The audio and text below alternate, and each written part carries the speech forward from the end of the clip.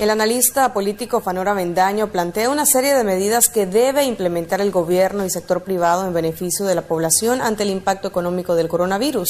Los detalles desde Control de Estudio con el periodista Willy Narváez. Willy, te escuchamos. Muy buenas tardes. Muy buenas tardes, Daniela Obando Estrella, las personas que nos sintonizan a esta hora. Recordemos que el día de ayer nosotros también les presentábamos información que daban algunos exdiplomáticos con respecto a la ausencia del presidente de la República sobre el tema del coronavirus en nuestro país. Esta mañana nosotros conversábamos con el analista político Fanor Avendaño, quien refería esta serie de medidas las cuales considera deben de ser adoptadas tanto por el gobierno como por el sector privado de nuestro país.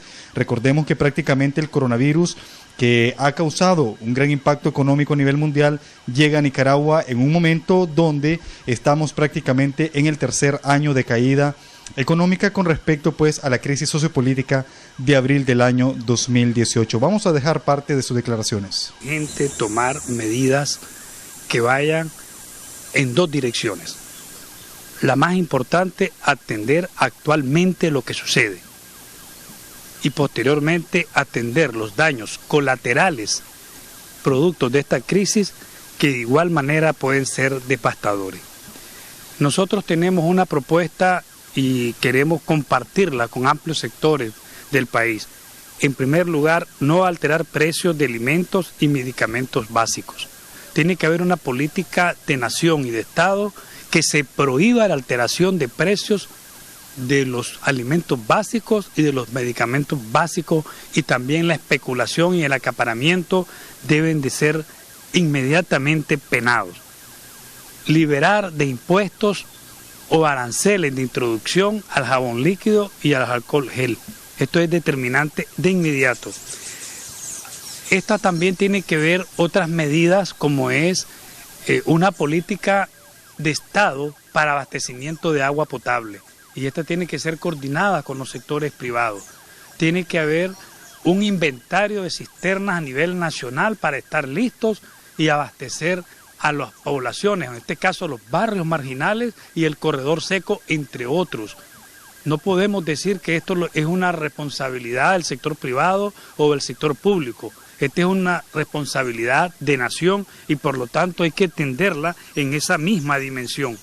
Algo también que es muy importante para nosotros es que debe haber medidas muy específicas que ya están siendo atendidas en muchos países. Tiene que haber una suspensión de clases en todos los centros de estudios, por lo menos de 30 días.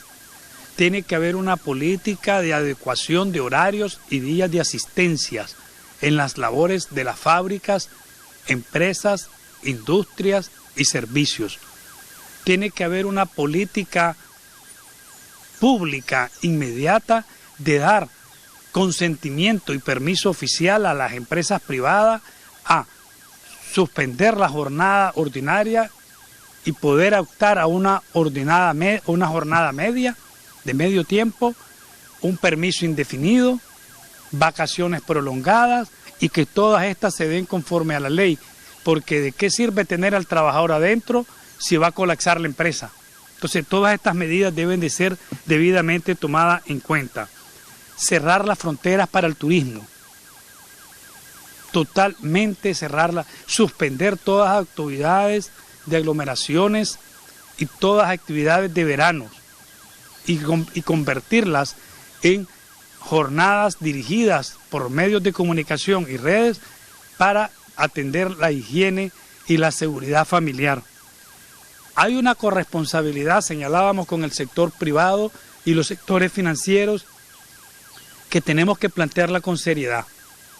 En primero y la más importante es que el gobierno y las grandes empresas de comunicación tomen nuevas tasas de cobro y que se exonere de impuestos las líneas telefónicas para que las familias estén intercomunicadas. Eso es muy importante también. Otro de los aspectos importantes también es que aquí los grupos financieros, la banca, tiene que tomar conciencia de una grave crisis, y es que no es que deje de ganar, sino que gane menos. Demandamos que se rebajen los intereses anuales de casi el 60% a las tarjetas de crédito que por lo menos le rebajen un 20%. Y otra cosa muy importante es que se suspenda el pago hipotecario de los domicilios por lo menos en 3 meses y se refinancien esos intereses acumulados.